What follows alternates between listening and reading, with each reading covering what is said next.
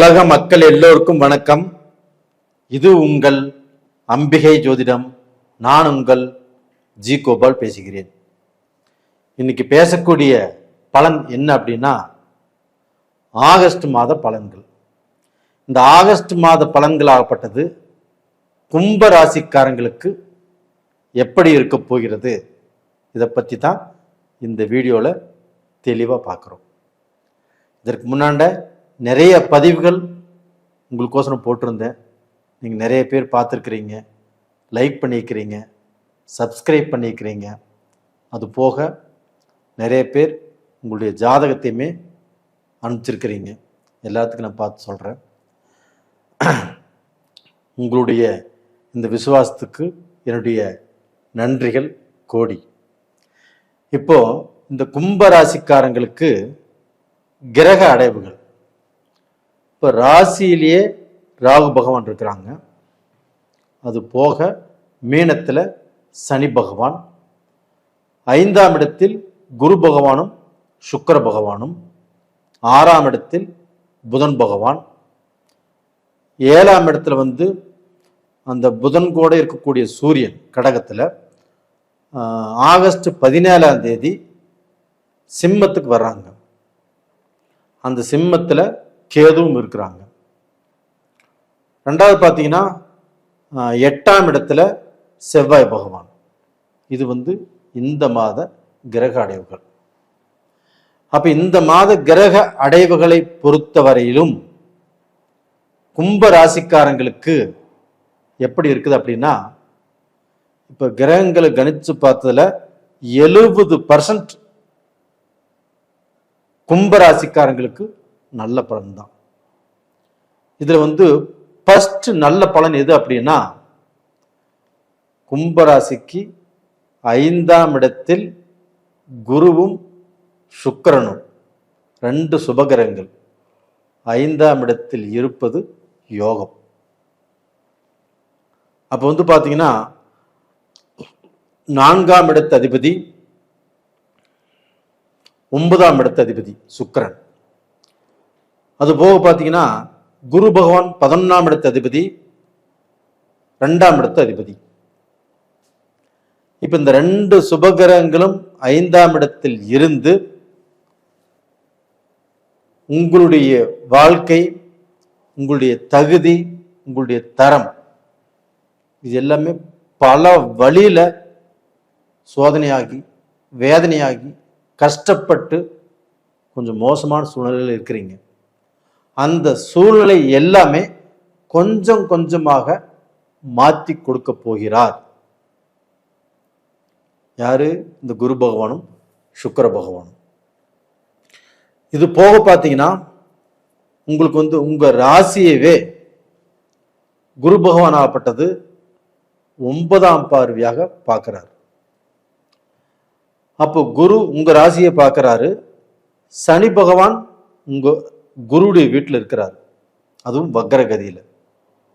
அப்ப குரு உங்க ராசியை பார்ப்பதால் உங்களுக்கு பாத்தீங்கன்னா ஒரு தைரியம், ஒரு தெம்பு, எதையுமே சாதிச்சிருவோம், என்னால முடியும், அவங்கள நான் பார்த்துக்கிறேன், இந்த வேலையா நான் செஞ்சிடறேன், மலேசியாவா சிங்கப்பூரா நான் போறேன், பாடுபடுறேன், சம்பாதிக்கிறேன், என்னுடைய கடனை பூரா அடைக்கிறேன் அப்படிங்கிற தைரியம் தன்னம்பிக்கையும் உங்களுக்கு வரும்.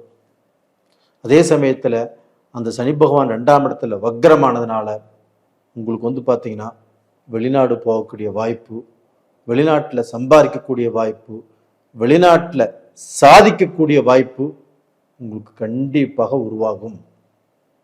அப்போ நீங்கள் புருனே போகலாம், ஜப்பான் போகலாம், ஜெர்மன் போகலாம், சுவிட்சர்லாந்து போகலாம், யுஎஸ்ஏ போகலாம், கனடா போகலாம், ஆஸ்திரேலியா போகலாம், சிங்கப்பூர் போகலாம்.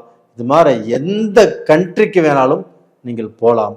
இல்லை எந்தெந்த கண்ட்ரியில் கும்பராசிக்காரர்கள் இருக்கிறாங்களோ அவங்க தொழிலில் ஒரு நல்ல நிலைமைக்கு வரணும், இல்லை எனக்கு வேலையில் மாற்றம் வரணும், இல்லை இந்த கம்பெனிலேருந்து நான் வேற கம்பெனிக்கு போக முடியுமா, என்னுடைய கஷ்டங்கள் தீருமா, இந்த குடும்பத்தில் நல்லா இருப்பனா, என்னுடைய பசங்க வந்து இந்தியாவில் இருக்கிறாங்க, மனைவியும் இந்தியாவில் இருக்கிறாங்க, அவங்க கூட்டிட்டு வந்து இங்கேயே சேர்த்துக்கலாமா? தாராளமாக. நீங்க ஆணும் பெண்ணும் ஒரு இடத்துல இருந்து சேர்ந்து சந்தோஷமாக வாழக்கூடிய சூழ்நிலை தான் இப்போ. இது போக பார்த்தீங்கன்னா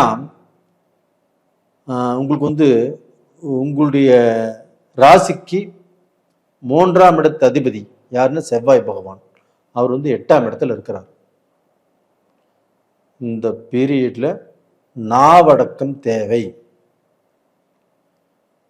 இப்போ ஜோசியர் சொல்றாங்க அப்படின்னா, ஒரு விஷயம் நடக்கிறதுக்கு முன்னாண்டு சொல்றாங்க அப்படின்னா அது மனசுல வச்சு அதை கொஞ்சம் கேர் பண்ணுங்க. ஏன்னா இந்த 8ஆம் இடத்துல இருக்கக்கூடிய செவ்வாய் உங்களுக்கு வேண்டப்பட்ட நண்பரிடத்திலேயோ சொந்த பந்தத்திலேயோ ஒரு அஃபீஷியலாவோ அவங்ககிட்ட நீங்க பிரச்சனை பண்ணிடுவீங்க, சங்கடம் பண்ணிடுவீங்க, ஏதாவது குழப்பமா பேசிடுவீங்க. அப்படி பேசினதுக்கு அப்புறம் தனிப்பட்ட முறையில் உட்கார்ந்து இப்படி பேசியிருக்க கூடாது, இல்லை இப்படி பேசிட்டுமே என்னடா பண்றது நீ அப்படின்னு நீங்களே உங்களை வருத்திக்கக்கூடிய டைம் வரும். அதனால தயவு செய்து இந்த பீரியட்ல நாவடக்கம் தேவை. இந்த நாவடக்கம் இல்லாமல் கண்டிப்பா ஏதோ ஒரு பிரச்சனையை இழுத்துருவீங்க. 100% நடக்கிறதுக்கு வாய்ப்பு இருக்குது. அது ஆணானாலும் சரி, பெண் ஆனாலும் சரி. முடிஞ்ச வரைக்கும் ரொம்ப ரொம்ப கவனமாக இருந்தால் மட்டும்தான் இது வந்து தப்பிக்க முடியும். இது ஒரு பாயிண்ட்.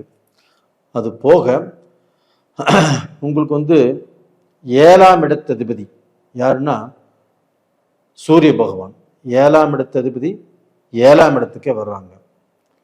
அப்ப அந்த 7ஆம் இடத்து அதிபதி 7ஆம் இடத்துக்கு வந்து 7ஆம் பார்வையாக உங்க ராசியை பார்க்கறதுனால கண்டிப்பாக கணவன் மனைவிக்குள்ள கொஞ்சம் கருத்து வேறுபாடோ சங்கடமோ சலிப்போ வருவதற்கு வாய்ப்பு இருக்கிறது.